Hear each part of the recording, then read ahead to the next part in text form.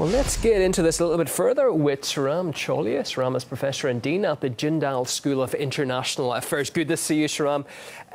I suppose today's announcement, could India decide to reinterpret the no first use policy as a response to, say, chemical or biological weapon attacks? That is the fear here, isn't it? Because if you go back to 2003, that's when the nuclear doctrine was altered somewhat to be more, I suppose, flexible in its response.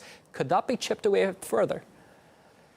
It's a dynamic environment, strategically speaking. So India has been thinking about the evolution of its nuclear doctrine for the last 20 years now.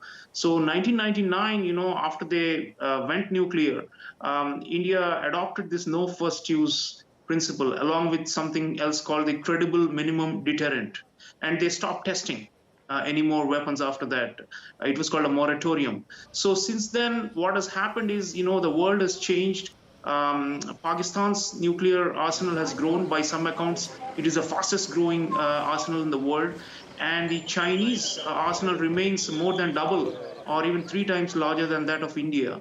So because of the state of security competition with China and the political tensions with Pakistan over Kashmir and other matters like terrorism, there is a need being felt in the strategic circles in India to reevaluate this no first use principle and to think about how about if we are facing a conventionally superior force like China, then it doesn't make sense to adopt no first use. And even if Pakistan is you don't see this as a direct shot at Pakistan, Sreeram. You're seeing this more as a global issue because let's not forget what is happening in the midst of the Kashmir conflict. You've got India and Pakistan, 2 nuclear powers facing off.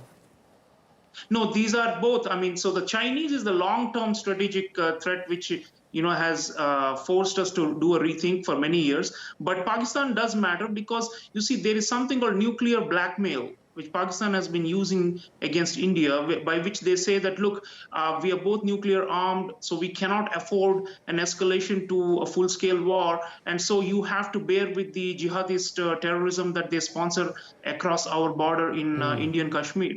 So India is trying to call the nuclear bluff of Pakistan by saying, look, no first use is not set in stone. If the circumstances change, as our defense minister is saying, by which he means if Pakistan attempts, large-scale terrorism or to foment, an uprising against India in the Indian Kashmir or tries to, do incursions into Indian territory, then we may have to rethink. So in a way, it's a subtle hint. It's a signaling not to conduct any military misadventures over Kashmir. So China is the big long-term... Yeah, another aspect to this, Sreeram, I just want to get your thoughts on it briefly, because India has historically not wanted really the international community, I believe, to take a more active part in the Kashmir dispute. Pakistan is the other side of the coin. They want mediators to come in. If that happened, what would international involvement entail, do you think? Well, I think India would want Pakistan to be restrained, especially on the sponsorship of radical Islamic extremists and this jihadist, problem and the proxy war. So India is basically saying, look, we don't want an escalation, definitely not to the nuclear level. In fact, Pakistan, as the conventionally weaker state, has been threatening that we may be able to use all options at hand, which is a hint at nuclear weapons. So I think what we are saying is let cooler heads prevail and let's calm down the tensions and let's not fight over Kashmir. Kashmir is an internal matter of India and Pakistan has no locus standi over it. And they're therefore saying, you better think twice before attempting any kind of conventional or military or, non-conventional form of terrorism against us, because we have the reserved right to respond and retaliate massively. Sreeram, thanks for your time and your thoughts this hour. Sreeram Chaulia, Professor and Dean at the Jindal School of International Affairs, live on the programme.